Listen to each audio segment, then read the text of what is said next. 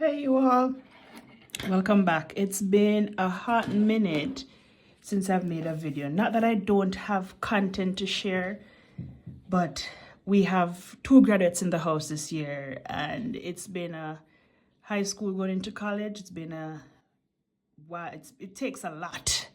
Let's just say lots of visits, lots of traveling. All right, but I wanted to share with you, ask you, what are you doing for your graduation gifts baskets? Right? You look out there, they all have, so many different things going on you could do to make into graduation gifts. But here we want to talk about crocheting some of your graduation gift items, right? For the graduate. And my graduate is a girl. So lots of female friends, right? And so this particular item is for that. I mean, men also wash their faces, so I guess anybody could do it. What we're going to show you, I was making some granny square, the sunburst granny square patterns, and I was like, but if you don't put the square on it, it works up just like those scrubbing pads. And I said, oh, that's what I'm going to do. I'm going to make them and make little piles and then tie them into a nice bow. So there are two types that I've done. This is just the regular expanding of 12 DCs. 2 in each. The next row you expand, increase for 3 rows, then put a crab stitch or reverse single crochet on the edge. And then this one is the actual thick scrubbing pad pattern, and it's really so easy. I'm just going to show you right quickly. It's really made up of 3 rows like the other one, but it's 3 rows of puff stitch. So I start with 8, increase, and then finish off with reverse single crochet, and it's nice and fluffy. 100% cotton thread is what you will need. A pair of scissors. I'm using size 5 crochet hook, and you're going to need a darning needle. All right, we're going to start with chaining 4. Go ahead and make a magic circle if you want to, but I find that with these things that are going to be washed and used over and over, I prefer to use the chain 4 method and join with a circle because it's sturdier, less likely to become undone. So chain 4, and we're going to slip stitch in the first stitch to form a circle, and then I'm going to chain up 1. And this is just to start the puff stitch, to bring my yarn up. And then I'm going to yarn over once, go through the circle, pull up, and I'm going to pull up on that. So I have 3 loops. I'm going to yarn over again for twice, and now I have 5 loops, and I pull it up so they're all on the same height. So now I have 5 loops, and I'm going to go a 3rd time, yarn over, get in there, pull up, and I pull some tension in it, so we have 7 loops. 1, go ahead, you can count them. We have 7 loops. And then I'm going to yarn over, pull through all 7 loops, chain 1 to secure. And that's a puff stitch. And I'm going to put 8 of these puff stitches into this circle. And while I'm going, I like to crochet over my yarn that I've started with, left out. That's one less thing to sew in, right? So it's 3 times we're doing so that we have 7 stitches. Pull through, chain 1. Okay, so I'll do 1 more on camera and then you finish up with your 8. 1,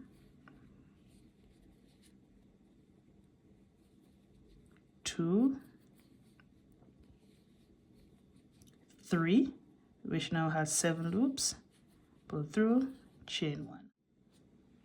Okay, I'm back and we have 8 of these puff stitches, right? 1, 2, 3, 4, 5, 6, 7, 8.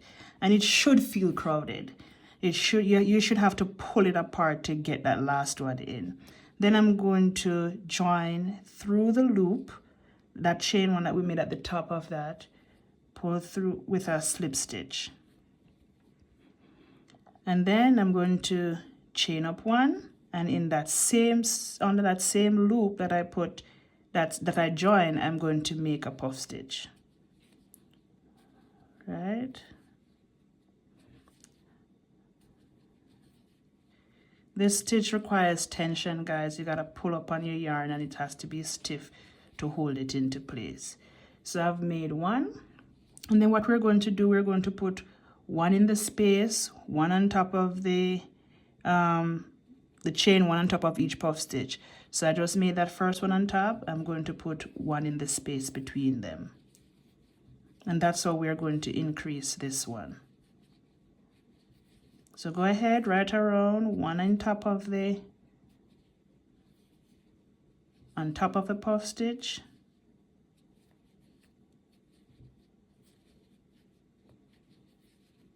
and one in the space.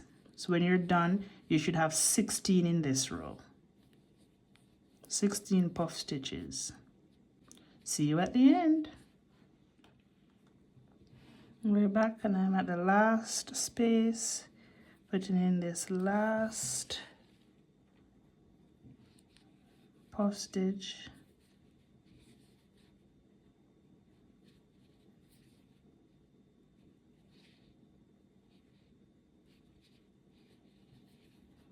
Yes, guys, sometimes the hook gets stuck, and this is one of the things I like to work with a metal hook because it slides on the cotton thread so easily.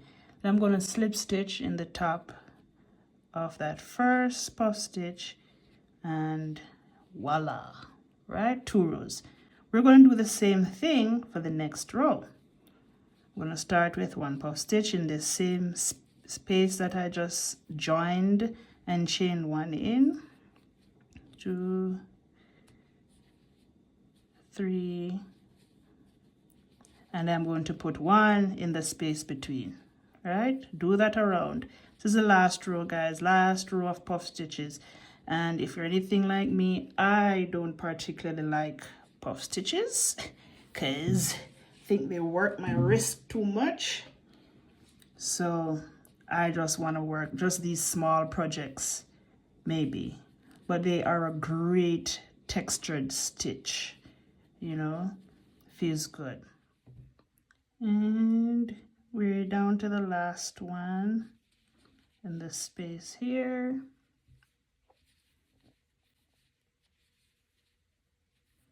Guys, and with this stitching, you have to be so careful of your hook, where your hook lands. I was making a stitch just now, my hook got caught on this, and you see it's pulled it up a little bit, but that's fine. We'll fix it with a darning needle when we're done. So that's it. The main part is done. You could just cut it here, sew your ends, and be done.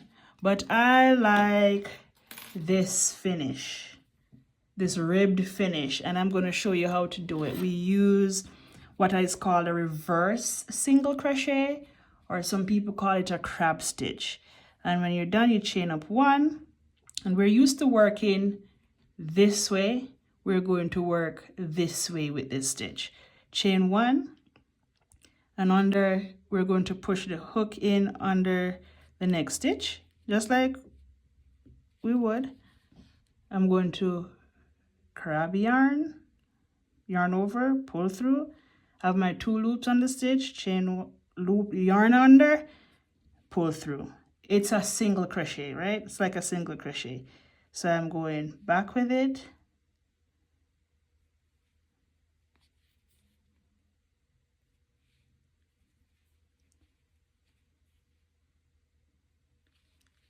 Through the loop, yarn over, pull through 2 loops, and then yarn over, pull through.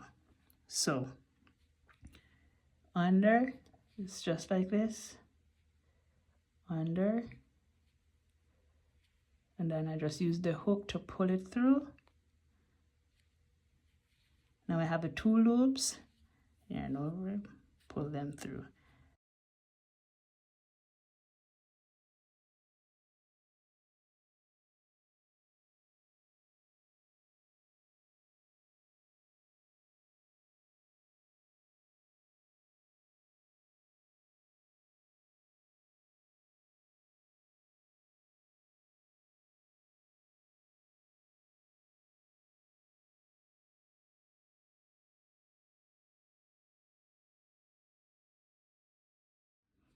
And we're almost done.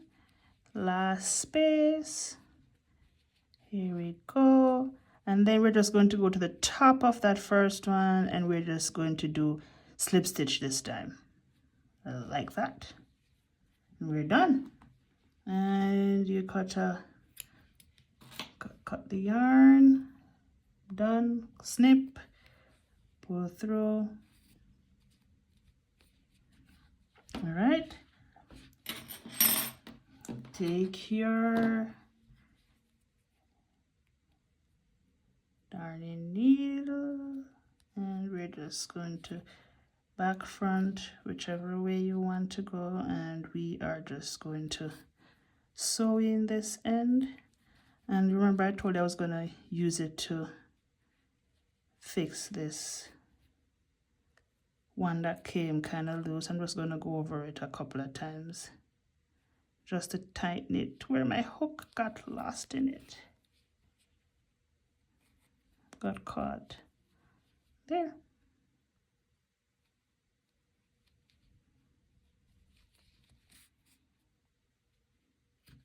And this one I don't have to hide off, because remember it started with a chain, a slip knot to start, so, and I crocheted over it, so I don't have to start sewing that one. And there you go. So what's the idea? So you make a few of them, right? And I'm borrowing some of these I'm working on to make granny squares, sunburst granny squares, and I'm just borrowing them to show that what I would do, right? The idea, when you make your stuff, you put them like that. Nice little set, 3, 4, 5, how many you want. Get whatever color ribbon, right? That suits your child's graduation school colors, and you just make a bow on it, right? Go to town, with your design, with your idea, make a bow on it, and it's good for the gift bag. And if you make these as face scrubbies, you could throw in some skincare products in there, because you know these girls, they love their skincare products, right?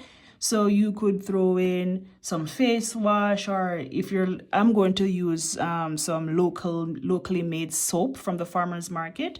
I'm going to throw that in with the gift bags. And yeah, there you go. Why am I undoing this? Crazy. Right? So there you go. Put different colors in. Get the color ribbon that you need, that matches your child's school, and all set. There you go.